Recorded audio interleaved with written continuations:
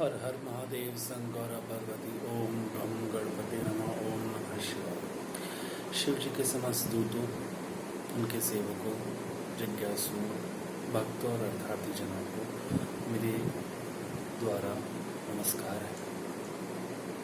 जैसा कि आप जानते हैं, हम नित्य प्रति शिव पुराण का पाठ कर रहे हैं। अभी अध्याय 17वां हम पढ़ने जा रहे हैं, तो शुरू करते हैं। यज्ञदत्त कुमार को भगवान शिव की कृपा से कुबेर वध की प्राप्ति तथा उनकी भगवान शिव के साथ मैत्री। सूत जी कहते हैं, मुनीश्वरों, ब्रह्मा जी की बात सुनकर नारद जी ने विनय पूर्वक उन्हें प्रणाम किया और पुनः पूछा, भक्तवत्सल भगवान शंकर कैलाश पर्वत पर कब गए और महात्मा कुबेर के साथ उनकी मैत्री कब हुई? परिपूर्ण मंगल विग्रह महादेव जी ने वहाँ क्या किया? ये सब मुझे बताइए। इसे सुनने के लिए मेरे मन में बड़ा कौतूहल है। ब्रह्मा जी ने कहा, नारद सुनो, चंद्रमौली भगवान शंकर के चरित्र का वर्णन करता हूँ। वे कैसे कैलाश पर्वत पर गए और कुबेर की उनके साथ किस प्रकार मैत्री हुई, ये सब सुनाता हूँ।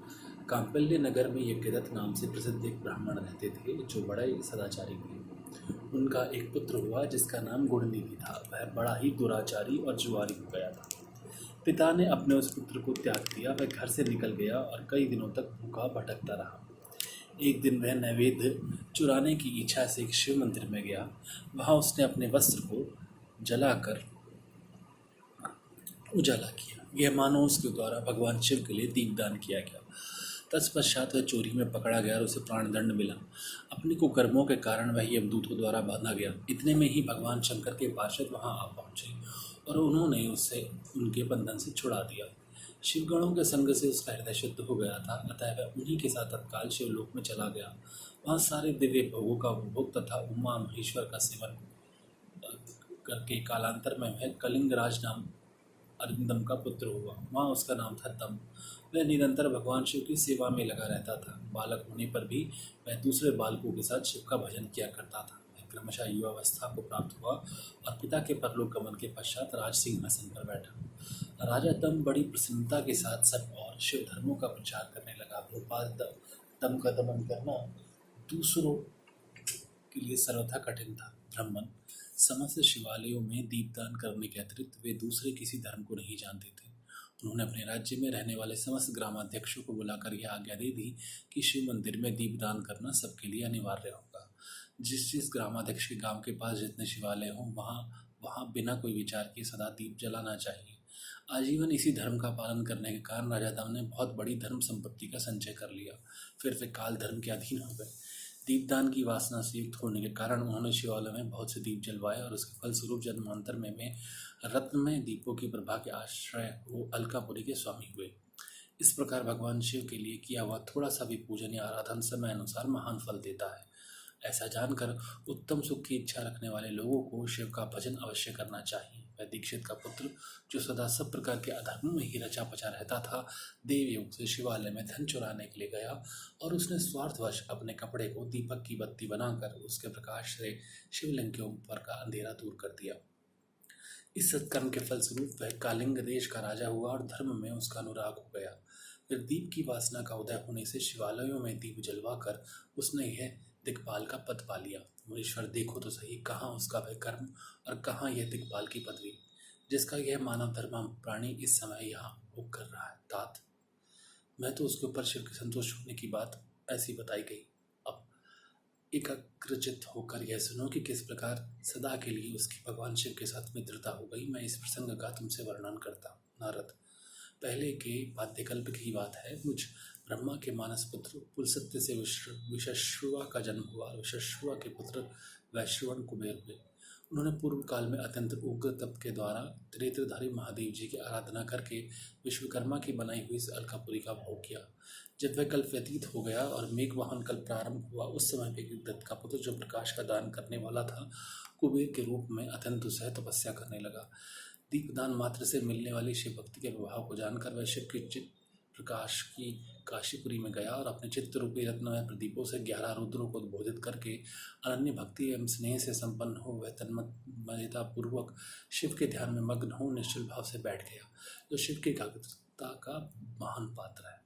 तप रूपी अग्नि से बड़ा हुआ है, काम क्रोध आदि महाविघ्न रूपी पतंगों के आघात से शून्य है।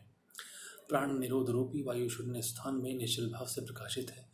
निर्मल दृष्टि के कारण स्वरूप से भी निर्मल है तथा सद्भाव रूपी पुष्पों से जिसकी पूजा की गई है, ऐसे शिवलिंग की प्रतिष्ठा करके वह तब तक तपस्या में लगा रहा जब तक उसके शरीर में केवल अस्थि और चर्म मात्र ही अवशिष्ट नहीं रह गए। इस प्रकार उसने 10,000 वर्षों तक तपस्या की। तदंतर विशालाक्षी पार्वती देवी के साथ भगवान विश्वनाथ कुबेर के पास आए। उन्होंने प्रसन्नचित्त अलकापति की ओर देखा। वे शिवलिंग को मन में एकाग्र करके ठूंठे काठ की भांति स्थिर भाव से बैठे थे। भगवान शिव ने उनसे कहा, अलकापति, मैं वर देने के लिए उद्यत हूँ, तुम अपना मनोमत बताओ। यह वाणी सुनकर तपस्या के धनी कुबेर ने जो ही आंखें खोलकर देखा तो उमा वल्लभ भगवान श्रीकंठ सामने खड़े दिखाई दिए। वे उदयकाल के सहस्रों सूर्यों से भी अधिक तेजस्वी थे और उनके मस्तक पर चंद्रमा अपनी चांदनी बिखेर रहे थे। भगवान शंकर के तेज से उनकी आंखें चौंधिया गई, उनका तेज प्रतिहत हो गया और वे नेत्र बंद करके मनोरथ से भी परे वे राजवान देवेश्वर शिव से बोले, नाथ, मेरे नेत्रों को है दृष्टि शक्ति दीजिए जिससे आपके चरणारविंदों का दर्शन हो सके। स्वामिन, आपका प्रत्यक्ष दर्शन हो यही मेरे लिए सबसे बड़ा वर है। ईश, दूसरे किसी वर से मेरा क्या प्रयोजन है। चंद्रशेखर, आपको नमस्कार है। कुबेर की यह बात सुनकर देवादिदेव उमापति ने अपनी हथेली से उनका स्पर्श करके उन्हें देखने की शक्ति प्रदान की। दृष्टि शक्ति मिल जाने पर यज्ञदत्त के उस पुत्र ने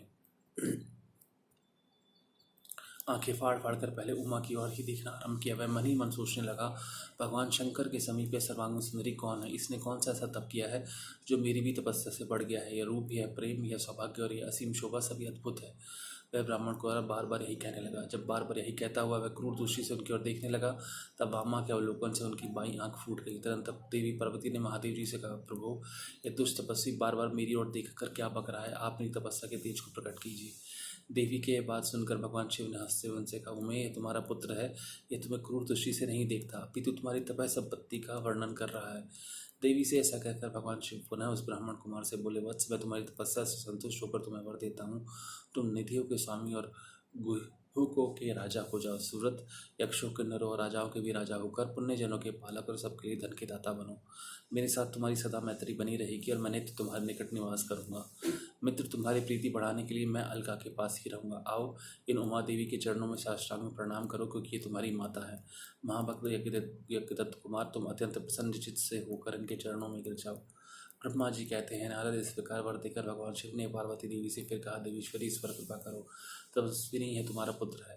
भगवान शंकर का यह कथन सुनकर जगदम्बा पार्वती ने प्रसन्नचित हो यज्ञदत्त कुमार से कहा, वत्स, भगवान शिव में तुम्हारी सदा निर्मल भक्ति बनी रहे। तुम्हारी बाईं आंख तो फूट ही गई, इसलिए एक ही पिंगल नेत्र से युक्त रहो। महादेव जी ने जो वर दिए वे सब तुम्हें उसी रूप में सुलभ हों। बेटा, मेरे रूप के प्रति ईर्ष्या करने के कारण तुम कुबेर नाम से प्रसिद्ध होगे। इस प्रकार कुबेर को वर देकर भगवान महेश्वर पार्वती देवी के साथ अपने विशेष धाम में चले गए। इस तरह कुबेर ने भगवान शंकर की मैत्री प्राप्त की और अलकापुरी के पास जो कैलाश पर्वत है वह भगवान शंकर का निवास हो गया। बहुत बहुत धन्यवाद। हर हर महादेव। शंकर पार्वती।